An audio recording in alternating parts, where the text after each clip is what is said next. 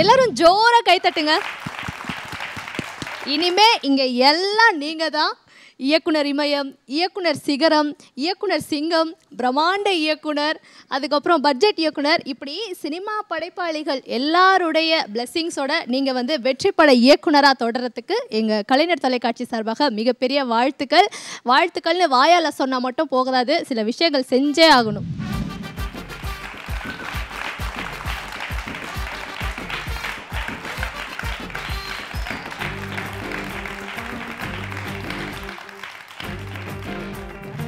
ஆறாவது படிக்கும்போது ரன்னிங் ரேஸ்ல ஓடி கப்பு வாங்கின கப்பு மாதிரியே இருக்குது. இருக்கா? அதே தான் வீட்டில் இருந்து எடுத்துட்டு வந்து கொடுத்துட்டீங்களா என்ன? நீங்க ஓடும்போது ஏதாவது இல்ல, அதுக்கும் இதுக்கும் ஒரு கனெக்ஷன் இருக்கு. அதனால தான் இப்போ முன்னாடி வந்து படம் ரிலீஸ் ஆனதுக்கப்புறம் ஒரு ஏதோ ஹிட்டு கொடுத்து மார்க்கெட்டை காலி பண்ணா பரவாயில்ல, அதுக்கு முன்னாடியே அது என்னென்ன லைன்லாம் சொன்னீங்க? இயக்குனர் இமயம், இயக்குனர் சிகரம், இயக்குனர் சிங்கம், இதெல்லாம் உங்களுக்கு தெரியுமா? அவங்க எல்லாருக்கும் தெரியும் சார், நிறைய இருக்கு. இல்ல இல்ல, இவங்களுடைய ஆசீர்வாதத்தோட நீங்க வெற்றி பட இயக்குனரா வரணும் அப்படின்றதுதான் வந்து எங்களுடைய வாழ்த்து. ஓப்பனிங் சீன்ல பாத்தீங்கன்னா ஹீரோக்கு பயங்கரமா பில்டப் கொடுத்துருப்பீங்க. அதே மாதிரி தான் இந்த நிகழ்ச்சியுடைய துவக்கத்துல இயக்குனருக்கு வந்து அந்த பில்டப்பை பயங்கரமா கொடுத்து ஆரம்பிக்கலாம் அப்படின்ட்டு. இதே மாதிரி தானே அப்படியே தட்டி சும்மா சால்வெல்லாம் போட்டு விட்டுருப்பீங்க அவருக்கு. அதே மாதிரி தான். அண்ட் இந்த கப்பு சொன்னீங்கல்ல, ஏன் இந்த கப்பு ஸ்போர்ட்ஸ் கப் ஏன் நான் உங்களுக்கு கொடுத்தேன் சொல்லுங்க பார்ப்போம். அதான் கிடைச்சிருக்கோம். அட பாவமே, கிடையாது சார். வாழ்க்கையே ஒரு விளையாட்டு தான், அதில் வெற்றி மட்டும் தான் பேசப்படுது. அதை வந்து ரிலேட் பண்ணி தான் இந்த கப்பை வந்து நான் உங்களுக்கு கொடுத்துருக்கேன். உங்க படம் தத்துவத்தை விட உங்க தத்துவம் பெருசா இருக்குங்க, தெரிஞ்சுதான் அதை வச்சிருக்கலாம். Anyway thanks for Kalaignar TV. இந்த ப்ரோக்ராமுக்கு இங்கே இந்த நாள் இங்கே நிற்கிறது ரொம்ப சந்தோஷமாக இருக்குது, பெருமையாகவும் இருக்குது. ஸோ இந்த இடத்துல எங்களோட டீமை கூப்பிட்டு எங்களோட தீபாவளி செலிப்ரேட் பண்ணுற கலைஞர் டிவிக்கு எங்களோட மனப்பூர்வமான எல்லாத்தோட தேங்க்ஸ் சொல்லிக்கிறேன் நான் இங்கே ஃபஸ்ட்டு. உங்கள் எல்லாருக்குமே எங்களுடைய மிகப்பெரிய வாழ்த்துக்கள். குடும்பத்தோட கலகலப்பாக பார்க்கக்கூடிய களவாணி மாப்பிள்ளை படத்தை வந்து கொடுத்துருக்கீங்க சார், உங்களுக்கும் எங்களுடைய மிகப்பெரிய வாழ்த்துக்கள். களவாணி மாப்பிள்ளை அப்படின்னு வரும்பொழுது எனக்கு என்ன தோணுது அப்படின்னா, சார் உங்களுக்கு கல்யாணம் ஆயிடுச்சா? ஒரு பப்ளிக் ஆயிடுச்சா? கல்யாணம் ஆயிடுச்சா இல்லையான்னு தெரியாது, பட் 2 குழந்தை இருக்கு. நான் மட்டும் தான் இருக்கிறேன், வேற நான் தான் பேச்சுலர். சார் இதெல்லாம் புது கதையா இருக்கு சார். ஏன் ஓட்ட நான் தான் சார் போடணும், ஏன் நீங்களாம் போடுறீங்க? கல்யாணம் ஆயிடுச்சான்னு என்ன கேட்குறாங்க? நீங்க ஒரே ஒரு டக்குன்னு கல்யாணம்னா பட்டு பட்டுன்னு வந்திருக்கோம், ஏதோ ஒரு அங்கங்க வச்சிருக்கிற மாதிரி நீங்க அது இழுத்தீங்களா? அதெல்லாம் ஃபில் பண்ணிட்டோம். கேப்பே விடாம ஆமான்னு சொல்லி முடிக்க வேண்டியதானே. இத்தனை பேர் பேசுறதுக்கு கேப் கொடுத்திருக்கீங்க. ஆமான்னு சொல்றது எவ்வளவு யோசிச்சாரு. நான் ஆமா சொல்றதுக்குள்ள அவங்க ஆமா சொல்றாங்களே, அதோட உள் சூட்சமே புரியல எனக்கு. சரி, நீங்க பண்ண சின்ன சின்ன களவாணிகள், இன்ட்ரெஸ்டிங்கான களவாணித்தனமான விஷயம், இதெல்லாம் வச்சு இந்த படமா இல்லாட்டி தினேஷை வந்து ஓகே இவர் தான் இந்த களவாணி மாப்பிள்ளைக்கு ஆப்டா இருக்கக்கூடிய ஒரு நடிகர் அப்படின்ற மாதிரி அவர் வந்தாரா? டோட்டலி வாட் இஸ் களவாணி மாப்பிள்ளை? களவாணி மாப்பிள்ளை ஸ்கிரிப்ட் பண்ணி முடிச்ச உடனே அதுக்கான ஹீரோ யார் பார்க்கலாம் அப்படின்னும் போது தினேஷ் சார் வந்து இது ஆப்டாக இருப்பார் அப்படின்னு சொல்லி போனது தான் இதோட விஷயம். பொதுவாகவே எந்த ஒரு இயக்குனருமே வந்து ஒரு விஷயம் பண்ணுறாங்க அப்படின்னா அவங்களுக்குள்ளே இருக்கிறத அவங்க பார்த்தது எல்லாமே அவங்களோட பிரதிபலிப்பு அதில் தெரியும். ஸோ நான் என்னோட களவாணித்தனம் இதில் இன்க்ளூடடா அப்படின்னா கண்டிப்பாக இங்கே இருக்கிற எல்லாத்தோட களவாணித்தனமும் இன்க்ளூடட் தான். சொல்லுங்க, எல்லாரையும் சேர்க்குறீங்க. பொதுவாக பேசினா தாங்க தப்பிக்க முடியும், நீங்கள் இண்டிவிஜுவலாகவே டார்கெட் பண்ணுறீங்க நீ வந்ததுலேருந்து. ஸோ இருக்கலாம், கொஞ்சம் கொஞ்சம் இருக்கலாம். ஃபேன்ஸ் எப்படின்னா ஒரு விஷயத்தை பண்ண சொன்னால் அதை 10 விதமாக பண்ணிட்டு இதில் உங்களுக்கு எது வேணும் அப்படின்னு கேட்கக்கூடிய ஒரு நடிகர் அப்படின்னு சொல்லலாம். தயவுசெய்து இது மாதிரி சொல்லாதீங்க, ஏற்கனவே 1க்கு 9 சொல்லி எடிட்டர் திண்டாடிட்டு இருக்காரு உங்களால் அப்படின்னு இருக்காரு அவர். ஏகப்பட்டது கொத்து எரிய வேண்டியிருக்கு உங்களால். இல்லை இந்த இடத்துல ஒரு கரெக்ஷன் பண்ணிக்கிறேன். நீங்கள் அப்போ சொல்கிறது வந்து 2000 பிகினிங்கில் பார்த்த சாம் சார். இப்போ வந்து 10லாம் இல்லை, 1000 2000 10,000 சார். உங்களோட உழைப்பை கொட்டுறீங்க, ஓவர் ஆக்டிங்ல ஏதாவது கொட்டிட்டீங்களோன்னு நினைச்சேன், அந்த மாதிரி ஏதாவது. ஸோ அந்த அளவுக்கு வந்து நடிக்கக்கூடிய ஒரு இந்த படத்தில் என்ன மாதிரியான ஒரு கதாபாத்திரம் எடுத்து எங்கள் எல்லாரையும் வந்து சிரிக்க வச்சிருக்கீங்க? படம் ரிலீஸ் ஆயிடுச்சு, பட் இருந்தாலும் படம் பார்க்காத நேயர்களுக்காக. இதில் வந்து ஹீரோயினோட பேரண்ட்ஸ் வந்து ஆனந்தராஜ் சாரும் தேவயானி மேடமும் அவங்க வீட்டில் இருக்கக்கூடிய ஒரு ஆளினால் இல்லை அல்லக்கை இல்லைன்னா எடுப்பு இல்லை துடுப்பு எப்படி வேணால் வச்சுக்கலாம், எல்லா கேரக்டரோடையும் பூந்து புறப்பட்டு வர மாதிரியான ஒரு விஷயத்த கொடுத்துருக்கிறாரு.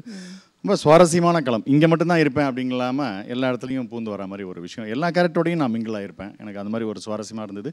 ஸ்டார்டிங் டு எண்டு எனக்கு நல்லா கலகலப்பாக இருக்குது.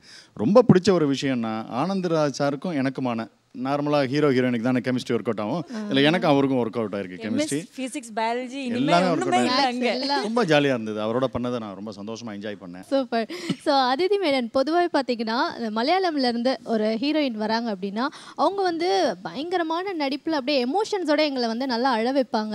அதுக்கப்புறம் பர்ஃபார்மன்ஸ் வந்து சும்மா அள்ளி அள்ளி கொடுப்பாங்க. நீங்கள் பார்த்தீங்கன்னா இந்த படத்தில் பர்ஃபார்மன்ஸ் கொடுத்தது மட்டும் இல்லாமல் காமெடியும் வந்து சேர்ந்து பண்ணியிருக்கீங்க. ஸோ என்ன மாதிரியான கேரக்டர் எடுத்திருக்கீங்க? ஸோ என்னோட கேரக்டர் முழுக்க என்ன மாதிரியே ரொம்ப ஜாலியாக கூலாக இருக்கிற மாதிரி ஒரு கேரக்டர். ஸோ நல்லா ஃப்ரீடாக இருந்துச்சு ஒர்க் பண்ணுறதுக்கு. அது ஒரு மெயின் டென்ஷனே இல்லாமல் இருந்தது. அண்ட் அந்த கேரக்டர் ரொம்ப துருத்துருன்னு இருக்கணும். ஸோ அது பண்ணாத விஷயங்களே இல்லை. காமெடி பண்ணுறது சீரியஸாக இருந்தாலும் பார்க்குறவங்களுக்கு காமெடி மாதிரி இருந்துச்சு அந்த படத்தில். இசையமைப்பாளர்கள் இசைஞானி இளையராஜா அவர்கள், அப்புறம் ஏஆர் ரஹ்மான் சார், அவங்களுக்கு அப்புறமா முதல் படத்திலேயே உலகம் முழுவதும் அறிமுகமான இசையமைப்பாளர்னா அது கண்டிப்பாக நீங்கள் தான் சார். உங்களுடைய ஒரே ஒரு பாட்டு கள்ளிக்காட்டு தாய், அந்த ஒரு பாடலே போதும் எல்லார் இடத்துலையுமே எல்லார் மனசுலையுமே நீங்கள் வந்து ரீச் ஆயிட்டீங்க அப்படின்னு தான் சொல்லணும். அதுக்கப்புறம் தொடர்ந்து வெற்றி படங்களுக்கு இசையமைச்சிட்டு இருக்கீங்க, இன்க்ளூடிங் களவாணி மாப்பிள்ளை இந்த படமும். ஸோ இப்போ சொல்லுங்கள். ஆக்சுவலாக அந்த மாதிரி எனக்கு ஃபோன் பண்ணாங்க ராபர்ட் சார்னு வந்து. ஸோ அவர் வந்து ஃபோன் பண்ணி இந்த மாதிரி ஒரு படம் இருக்குது, ஸோ களவாணி மாப்பிள்ளை டைட்டில் சொல்லலை, இந்த மாதிரி காந்தி சார் பேர் சொன்னாங்க. ஸோ நான் வந்துட்டு அவங்கள மீட் பண்ண போனேன். அப்போ கதை சொன்னார், இந்த மாதிரி ஒரு கண்டென்ட் காரை வச்சுனோன்னு எனக்கு கொஞ்சம் இன்ட்ரெஸ்டிங்காச்சு. சரி சார் நான் கதை கேட்குறேன், நான் கேட்டுட்டு அதுக்கப்புறமா நான் ஸ்டூடியோக்கு போகிறேன் அப்படின்ட்டு அப்புறம் ஃபுல்லாக கதை கேட்ட உடனே நான் பண்ணுறேன் அப்படின்னு சொன்னேன். எதாவது இருந்ததா சார்? கதை எதாவது இருந்ததா? கேட்டேன். கதை இருந்துச்சு, ரொம்ப நல்லா சொன்னார். ஸோ அதுக்கப்புறமா சரி சார் நான் வந்து சாங் அப்புறம் நம்ம சிச்சுவேஷன் அப்புறம் பேசிக்கலாம், ஃபஸ்ட் நான் வந்து இப்போது என்ன சொல்கிறது கொடிவீரன் ஆர்ஆர் முடிச்சுட்டு திரும்ப உங்ககிட்ட வரேன் அப்படின்னு சொல்லிட்டு கொடிவீரன் முடிஞ்சதுக்கப்புறமா அவர் கூட சார் கூட உட்காந்து எங்கெங்கெல்லாம் சிச்சுவேஷன் வருது அப்படின்னு கேட்டேன். ஸோ அப்போ அவர் தான் சொன்னார், இந்த மாதிரி அவங்க ஒரு வெட்னரி டாக்டர் அவங்க வந்துட்டு. ஸோ அவங்க வந்து ஃபஸ்ட் டைமாக வந்து ஒரு ஊருக்கு வந்திருப்பாங்க. ஸோ அவங்கள மீட் பண்ணுவார். ஸோ அந்த டைமில் வந்து இவருக்கு வந்து அவங்களுக்கு லவ் இருக்காது, பட் இவருக்கு வந்து ஒரு அஃபெக்ஷன் இருக்கும். ஸோ அந்த இடத்துல ஒரு சாங் வேணும் அப்படின்ட்டு நிறைய சாங் பேசணும் நாங்கள், இப்படி இருக்கலாமா இப்படி இருக்கலான்ட்டு. அப்புறம் நான் ஒரு மெலடி ஒன்று பண்ணி கொடுத்தேன் ஃபஸ்ட்டு. சார் இந்த சாங்கெல்லாம் வந்து ஓப்பனிங்கை போட்டால் செட் ஆகாது, உட்காந்துரும், ஸோ நம்ம கொஞ்சம் பெப்பியாக இருக்கணும் பட் மெலடியாக இருக்கணும் அப்படின்னாரு. அதுக்கப்புறமா நான் வந்து ஒரு டியூன் ஒன்று காமிச்சேன் அவருக்கு வந்துட்டு. அந்த டியூன் அவர் கேட்டுட்டு அவர் உடனே ஓகே பண்ணலை. அவர் ஃபுல்லாக ஒரு டியூன் கொடுத்தோம்னா அன்றைக்கி ஃபுல்லாக கேட்பார். கேட்டுட்டு மறுநாள் நான் சொல்கிறேன் சார்னு சொல்லிவிட்டு சார் கேட்டேன் ஹாப்பி சார் அப்படின்னாரா டியூன் ஓகே. அவருடைய கோட் வேர்டு வந்து ஹாப்பின்னாருன்னா அந்த டியூன் ஓகே. அதுதான் அந்த என்ன செஞ்ச புள்ள. ஸோ ரொம்ப நல்லா வந்திருந்தது அந்த சாங் வந்துட்டு. என்னென்னா அந்த படத்தில் பியூட்டி என்னென்னா நீங்கள் அந்த படத்தோட கிளைமேக்ஸ் முடிஞ்சு அதுக்கப்புறம் பார்ப்பீங்க, நான் வந்து அதில் டான்ஸ் பண்ணியிருக்கேன். இந்த ஷாக்கிங்கான இன்ஃபர்மேஷன் இப்படி வந்து சொல்கிறீங்களே. ஸோ நான் வந்து மாப்பிள்ளை சிங்கத்தில் வந்து அப்போ வந்து எனக்கு தெரியாது, விவரம் தெரியாமல் நான் இருந்துட்டேன். அப்போ சிவகார்த்திகனும் அனிருத்தும் வந்து பெர்ஃபார்ம் பண்ணும்போது நான் வந்து ஏதோ குழந்தை மாதிரி உட்காந்துட்டேன். பட் இந்த படத்தில் கூடல ஆடிட்டேன் நான். இந்த படத்துலேயே அந்த குறிஞ்சி அந்த பாட்டு தான் ஹைலைட்டு. ஏன்னா நான் தான் அதில் வரேன்.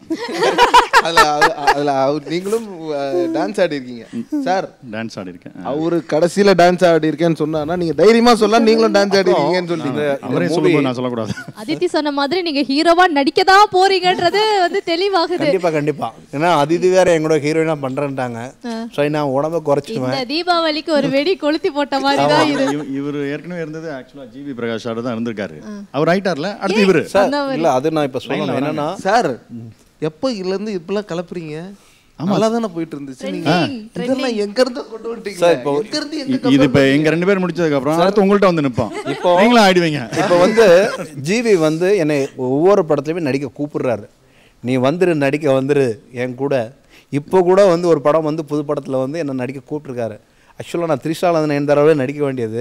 நீங்க சொல்றதுல உண்மையா இல்ல சும்மா? இல்ல உண்மை சார். முதல்ல நீங்க நடிப்பீங்களா மாட்டீங்களா டெஸ்ட் பண்றோம். ஆக்சுவலாக வந்து மேடம் ஒரு சீன் கொடுக்குறோம். இல்லை என்ன வந்து வெற்றிமாறன் சார் கேட்டார், அதுக்கப்புறம் வந்து வசந்த பாலன் சார் கேட்டார், அதுக்கப்புறம் பார்த்தீங்கன்னா வந்து ராஜேஷ் சார் கேட்டார். எல்லாருமே நடிக்க கூப்பிட்டாங்க, நான் தான் இன்னும் போகலை. இப்போ ஜிவி வந்து இப்போ வந்து ஃபைனலாக வந்து கன்ஃபார்மாக நீ நெக்ஸ்ட் இயர் நீ நடிக்கிற அப்படின்ட்டாரு. நான் நடிக்கிறேன் ஆக்சுவலாக ஜேவி கூட. நெக்ஸ்ட் இயர் வந்து பூஜா போடுறோம் ஜனவரி, நடிக்கிறோம். அது ஜனங்க பார்க்குறாங்க, தமிழ்நாட்டு ஜனங்க, அவ்வளோதான். Sir you happy? எல்லாம் ஒரு இறைவனை நான் வேண்டிக் கொள்கிறேன். மக்களே நீங்கள் தீர்ப்பை சப்போஸ் அந்த படம் பெரிய ஹிட் ஆயிடுச்சுன்னா அடுத்த படம் நீங்கள் தான் ப்ரொடியூசர். ஹீரோயினாக கூப்பிட்டீங்கன்னா கூட ஓகே. நீங்கள் என்ன சார் மேடம் லாஸ்ட் மந்த் சேலரிலாம் வாங்கிட்டீங்களா? இல்லை வாங்கிட்டீங்களா இல்லையா? வரல. இல்லை நீங்கள் இல்லை எனக்கு ஒரு நிமிஷம் கலைஞர் டிவி ஓனரோ அதனால தான் ப்ரொடியூஸ் பண்ண. இல்லை அவங்க கேட்டது அப்படிதான். நான் ஆல்ரெடி அவங்களுக்கு ஒரு டீல் சொல்லியிருக்கேன். நான் வந்து ஹீரோ பண்ணி படம் ஜெயிச்சதுன்னா அவங்களுக்கு நான் கால் ஷீட் கொடுக்குறேன்னு சொல்லியிருக்கேன். அவங்க ப்ரொடியூசர் சொல்லிட்டீங்கல்ல. ஆமாம், கடன் வாங்கியாவது நான் ப்ரொடியூஸ் பண்ணுறேன். அவ்வளோதான். தேவயானி மேடம் வந்து வில்லியாலாம் பண்ணலை. அவங்களுக்குன்னு ஒரு கேரக்டர், ஒரு ரெஸ்ட்ரிக்ஷன், நான் இப்படி தான் இருக்கணும் அப்படின்ற ஒரு ஒரு இருப்பாங்க இல்லையா, அந்த மாதிரி ஒரு கேரக்டராக பண்ணியிருக்காங்க. ஸோ அதில் ஒரு ஏமாற்றம் அப்படின்றத அவங்களால தாங்க முடியல. ஸோ அது மற்றவங்களுக்கு வில்லத்தனமாக இருக்குது. இப்போ 2 பேர் பேசிக்கிறதில்ல அப்படின்னா எதுக்காக அப்படின்றத அவங்க 2 பேருக்குள்ளே போய் கேட்டால் தான் தெரியும். பர்சனலாக அவங்க நீங்கள் எல்லாருக்கும் வேணால் சொல்லுவாங்க, ஏன் விட்டு கொடுத்துட்டு போனால் என்ன இப்போ குறைஞ்சா போயிருது அப்படின்னு. ஸோ அந்த மாதிரியான ஒரு கேரக்டராக தான் அவங்க பண்ணியிருக்காங்க. அண்டு அதித்தி ரொம்ப அழகாக பேசினாங்க. தேவயானி மேடம் எப்படி பேசினாங்க அப்படின்னு மேடம் எல்லாத்தையும் நோட் பண்ணி வச்சுக்கோங்க. பொறுமையாக டைரியில் இன்றைக்கி டேட் எடுத்து எழுதி மார்க் பண்ணி வைங்க, அதித்தி இந்த மாதிரி பண்ணியிருக்காங்கன்னு. ஆனால் அதுக்கப்புறமா டேக் அப்படின்ன உடனே எப்படி பேசுவாங்கன்னு பேசி காட்ட சொல்லணும். ஸ்டெப்னி ஸ்டெப்னி என் டாப்லெட் எடு, இங்க வா. உன்னை வர சொன்னல, வர சொன்னியா? வேற ஒரு ஃபேஸை காட்டுவாங்க. அப்படியே நான் எனக்கு பேசிட்டு போகும்போது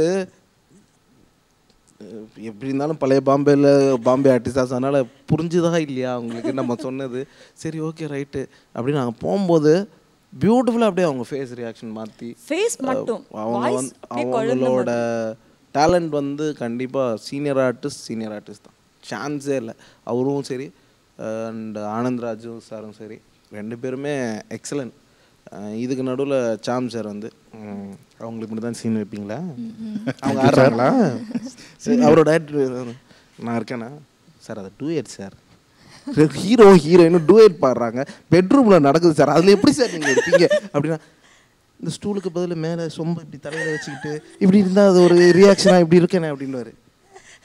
போங்க சார், யூ சர்டிஃபிகேட் வாங்கணும்னு நினைக்கிறேன், ஏ சர்டிஃபிகேட் வாங்க வச்சுறாதீங்க அப்படின்ற ரேஞ்சுக்கு தான் படம் போயிட்டு இருக்கு. அப்படி கேட்டு கடைசியில் பார்த்தா நான் ஒரு செட் ப்ராப்பர்ட்டி மாதிரி ஆகிட்டேமா. எல்லா சீன்லையும் எங்கே அங்கங்கே நிற்க வச்சிருக்காரு என்னங்கிற மாதிரி பின்னாடி அப்படி நிற்கிறேன். ஸோ இந்த படத்தில் நீங்கள் வந்து இன்ஸ்பயர் ஆன ஒரு விஷயம் இல்லாட்டி உங்கள் பர்ஃபார்மன்ஸ் பார்த்த சமயம் நான் இந்த இடத்துல பண்ணியிருக்கேன் அப்படின்னு என்ன சொல்வீங்க? அது இந்த படம் சீனை தவிர வேறு எதை வேணால் சொல்லலாமா? இந்த படம் எனக்கு முழுக்க ரொம்ப பிடிக்கும். ஏன்னா எந்த மாதிரியான ஒரு ஸ்ட்ரெஸ்ஸுமே சீன் பைஸாக எனக்கு வரல. ரொம்ப கூலாக, பிகாஸ் நான் மட்டும்தான் புதுசாக இருக்கேன். ஸ்ட்ரெஸ் வரல, அவருக்கு வந்துருச்சு, அவருக்கு தலை வெடிச்சிருச்சு. ஸோ ரொம்ப கூலாக பண்ணது, பிகாஸ் கூட இருந்த ஆர்டிஸ்ட் எல்லாருமே அதனால. ஸோ எல்லா சீனுமே எனக்கு ஃபன்னாக தான் இருந்துச்சு. அண்ட் இவங்க எல்லாருமே, ஸோ எனக்கு சிரிப்பை தாங்க முடியாதா, சீன் போயிட்டுருக்கோம், ஐயோ சிரிச்சிருமோன்னு அப்படியே கண்ட்ரோல் பண்ணி வச்சுட்டே இருப்பேன், அந்த மாதிரி எல்லாமே.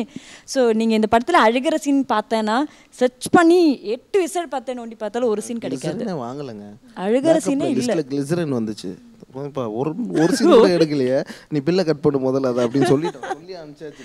ஒரு சீன் கிடையாது. எல்லாருக்கும் சேர்த்தா நீங்கள் எழுதிட்டு இருக்கீங்களா அம்மா உங்களெல்லாம் வச்சு நாங்கள் அப்பா அப்படின்னு. ஸோ எனக்கு ரொம்ப பிடிச்சி பண்ண படம். அண்ட் நாங்கள் அங்கேயே போய் சேர்த்துட்டோம் நம்ம எல்லாரும், அதனால் எங்கே பண்ணாலும் வாங்க போக வேண்டியதா அப்படின்னு.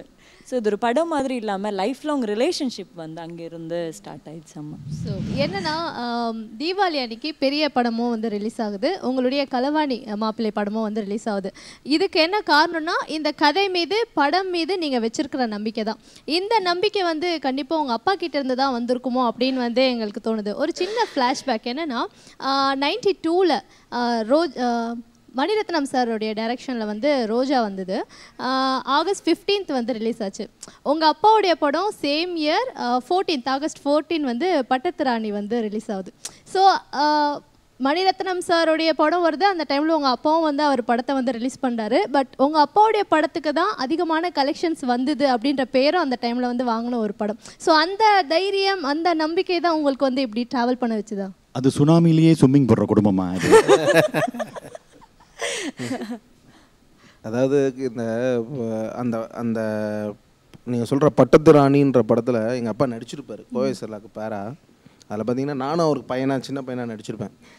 ஃபஸ்ட்டு சீனே கௌதமிக்கு லவ் லெட்டர் தருது. எப்படின்னா அப்பா வந்து உங்களை கரெக்ட் பண்ணுறாரு அப்படின்னு சொல்லி லெட்டர் கொடுக்குற மாதிரி ஒரு சீன். இது என்ன, ஸோ அந்த படத்தில் ஒரு டைலாக் இருக்கும், குண்டகம் மண்டகம் யோசிக்கிறாங்க கோயம்புத்தூர்காரன் அப்படின்னு சொல்லி அவர் ஒரு டைலாக் சொல்லுவார். மேபி அந்த டைமில் எங்கள் அப்பா ஒரு குண்டகம் மண்டகம் யோசிச்சாருன்னு தெரியல. மணிரத்னத்துக்கும் மணிவாசத்துக்கும் பெரிய வித்தியாசம் இல்லை. பார்க்குறவன் மணிரத்னம் படமா மணிவாசம் படமா தெரியாது, உள்ளே போயிடுவான்னு சொன்னால் யோசிச்சுருந்துருக்கலாம் விளையாட்டாக சொன்னால். பட் அன்னைக்கு காலகட்டத்தில் வந்து ஒரு தைரியம் நான் இருந்திருக்கும் கண்டிப்பாக அவருக்கு கடைசி வரைக்குமே வந்து தைரியம் மட்டுமே தான் அவரை கடைசி ஸ்டேஜ் வரைக்குமே கொண்டு போய் நிப்பாட்டுச்சு அப்படின்றது சொல்லலாம். ஏன்னா அவரோட லைஃப் நீங்கள் சொன்னீங்க, அவரை பற்றி பேசினா நிறைய பேசிகிட்டே இருக்கலான்னு. ஒரே ஒரு சின்ன விஷயமா சொல்லணுன்னா, என்கிட்ட சொல்லியிருக்காரு இந்த மாதிரி எக்மோர் இப்போ இருக்குது இல்லைங்களா, எக்மோரில் பார்த்தீங்கன்னா இப்போ நடுவில் ஒரு கட்டடம் இருக்கும், நவீன கழிப்படம் அப்படின்னு சொல்லிட்டு. அது ஃபஸ்ட்லேருந்தே அந்த இடத்துல ரெஸ்ட் ரூம் தான். காலையில் 25 பைசே உள்ள 50 பைசாவோ 25 பைசாவோ போயிட்டு குளிச்சுட்டு காலை கடன்லாம் முடிச்சுட்டு வர்றதுக்காக அங்கே இருக்கிற ஒரு டெய்லர் கடை வாசலில் தான் படுத்திருப்பேன். நைட் 2 மணிக்கு வந்து போலீஸ்காரன் லட்டியை தட்டி எழுப்பினாலும் ஒரு ஸ்லிப்பை எழுதி கொடுத்துருப்பேன் அந்த டெய்லரை பின்னாடி. மிஸ்டர் மணி அவர் அப்போவே இங்கிலீஷில் எழுதியிருந்தார். அதான் ஒரு பெரிய ஆச்சரியம். This boy is working in our shop அப்படின்னு சொல்லி ஒரு ஸ்லிப்பு இன்றைக்குமே அந்த பேப்பர் வச்சுருக்கேன் மறக்காமல். ஸோ இந்த மாதிரி இடத்துலேருந்து வரும்போது என்ன கொண்டு போகிறதுக்கு அப்போ தைரியம் வரதான் செய்யும். ஸோ அவருக்கு வந்து ஒன்றுமே இல்லாமல் வந்தோம், திருப்பி என்ன இருக்க போகுது அப்படின்ற ஒரு தைரியமாக இருந்துக்கலாம். பட் இவ்வளோ தைரியமாக பேசுகிற நான் வந்து இன்னைக்கு இந்த தீபாவளிக்காக படம் விட்டுருக்கேன் அப்படின்னா கதை மேலே இருக்கிற கண்டிப்பான நம்பிக்கை, நம்ம அதை விட எங்கள் படத்தில் இருக்கிற ஆர்டிஸ்டோட பர்ஃபார்மன்ஸ் மேலே இருக்கிற ஒரு பெரிய நம்பிக்கை. ரொம்ப தேங்க்ஸ் சார், ரொம்ப தேங்க்ஸ். ஆனால் இப்போ இவருக்கும் அப்பாவுக்கு இருக்கிற தைரியம் இவருக்கு இருக்குது. அந்த படத்தில் என்ன சொன்னீங்க, மணிரத்னம் மணிவாசகம் ரெண்டுலேயும் மணி இருக்குது அப்படின்னீங்களே. இது வந்து காரை வச்சு படம், அது சர்க்கார், ரெண்டுலேயும் கார் இருக்குது. ஸோ இதுவும் விட்டு எப்படி? Super sir, super. படத்தில் வர ஒரு டைலாகோட தான் நான் ஃபினிஷ் பண்ணோம் அப்படின்னு நினைக்கிறேன். என்னென்னா இது வந்து வெறும் களவாணி மாப்பிள்ளை மட்டும் இல்லை, கருத்தான மாப்பிள்ளை கூட தான் அப்படின்னு தான் சொல்லணும். ஸோ ஒரு நல்ல படத்தை தீபாவளி அதுமா எங்களுக்காக வந்து நான் வந்து அதிதிக்காக ஒரு பாட்டு பாடணுமே. என்ன செஞ்ச புள்ள, என்ன செஞ்ச புள்ள, சின்ன புள்ள போல என்ன சிக்க வச்சு செஞ்ச, உன்னை கண்டதும் காதலும் எப்படி வந்துச்சு நெஞ்சத்தை கேட்டேண்டி, நனதந்தன தரண தானன நானன தந்தன தானான, நீ பக்கத்தில் இருக்கும் ஒவ்வொரு நொடியும் என்ன தொலைச்சேண்டி.